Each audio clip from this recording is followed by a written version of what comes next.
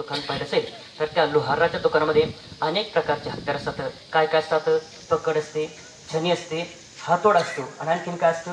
महत्त्वाचा भाग असतो त्याला काय म्हणतात? त्याला आयरन म्हणतात. आयरन आयरन माहिती आहे ना? ते जुनं गेलं सर, जुनं सारं गेलं तर नवं नवं आहे असं ते जुनं काही राहिलं, परंतु त्या जुन्या काळामध्ये लोहाराकडं ते आयरन नावाचे असायचे आणि हातोडा देखील असायचा. हातोडे अनेक फुटले, पक्कड अनेक तुटल्या, पण त्या एखाद्या लोहाराची आपण मुलाखत घेतली आणि विचारलं की आतापर्यंत तुमच्या आयरन किती फुटल्या, तर तो काय सांगेल? आयरन आतापर्यंत एकही फुटली नाही. अनेक हातोडे फुटले, अनेक पक्कड तुटल्या, त्या ठिकाणी अनेक छनी हातोडे फुटले, पण आयरन मात्र अद्याप तीच आहे. त्याचं कारण काय आहे? हातोड्यानं घाव घालण्याचं काम केलं म्हणून हातोडे फुटले आणि आयरननं घाव सहन करण्याचं काम केलं म्हणून हातोडे आयरन त्या ठिकाणी टिकले. तसेच संत महात्म्यांनी या जगाचे आघात सहन केले म्हणून आज चंद्र सूर्य तोपर्यंत त्यांची कीर्ती, ज्ञानोबरायांची कीर्ती 750 वर्ष होऊन गेली तरी आहे.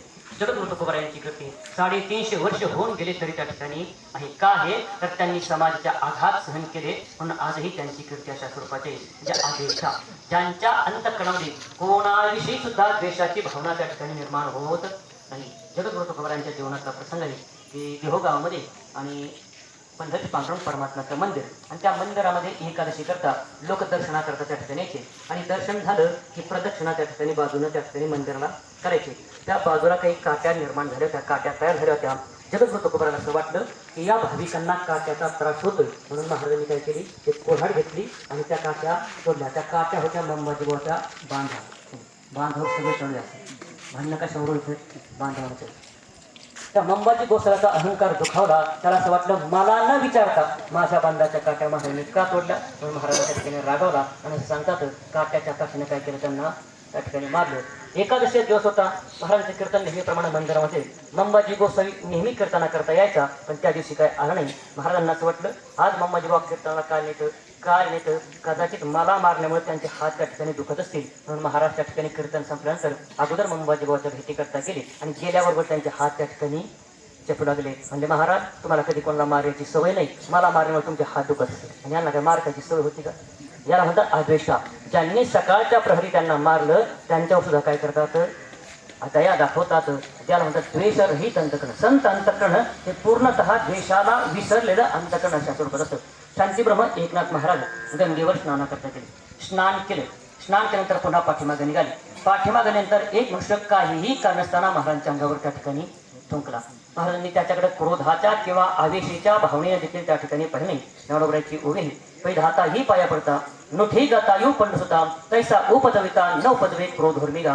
संत महात्म्याच्या अंतकरणामध्ये काम क्रोधादी उर्मी निर्माण करण्याचा प्रयत्न केला तर त्या ठिकाणी काम क्रोधादी निर्माण, काम क्रोध लोभ हिमालय ठाईची अवघ्यानंदाची सुशली. काम क्रोध हा नाही चाली. काम क्रोधादी विकारांची चाल त्या ठिकाणी चालत नाही. शांतीब्रह्म नाथ महाराजांनी त्यांच्याकडे आवेशीच्या क्रोधाच्या भावने देखील पाहिले. पुन्हा गंगेवर त्या ठिकाणी गेले. गंगेवर त्या ठिकाणी पुन्हा स्नान केलं. पुन्हा रस्त्यावर चालले. तो मनुष्य त्या ठिकाणी थांबलेच होता. पुन्हा महाराजांच्या अंगावर त्या ठिकाणी थुंकला. असं किती वेळ झालं? तर 108 वेळेस त्या ठिकाणी आली. शेवटी त्यालाच पश्चाताप त्या ठिकाणी झाला. त्याला पश्चाताप झाला असं नाही. तृण नाही तेथे पडिला दावागणी जायतो विध्वनी आपसया. उखर भूमीवर, अशा उखर भूमीवर कितीही मोठा विस्तव पडला तर विस्तव पेट घेतो का? भांडण कधी होतं? त्यानं आर्य म्हटलं, त्यानं कार्य म्हटलं की भांडण त्या ठिकाणी सुरू होतं. एखाद्या माणसानं ठरलं की एखादा मनुष्य कितीही शिवाय देत असेल तर आपण त्याला प्रत्युत्तर द्यायचं नाही, तर भांडण होईल का? तर भांडण होणार नाही. शेवटी त्याला पश्चाताप आला. महाराजांनी एक शब्दही न बोलल्यामुळं त्याला पश्चाताप आला आणि महाराजांच्या चरणावर डोकं ठेवलं. करा क्षमा पराज महाराज, तुम्ही सिद्ध महाराज मला क्षमा कर म्हणले, माझ्याकडून चूक झाली म्हणले. शेवटी महाराज काय म्हटले माहिती आहे? खऱ्या अर्थानं मी तुझ्या आभार मानायला पाहिजे. कशामुळं? म्हणजे 108 दिवसानंतर गंगा स्नानाचं पुण्य जे मला मिळणार होतं ते केवळ तुझ्यामुळे मला किती दिवसात मिळालं? तर एका दिवसामध्ये मिळालं. खऱ्या अर्थानं मीच तुम्हाला तुझे आभार मानले पाहिजेत. याला म्हणतात आद्वेष्टा.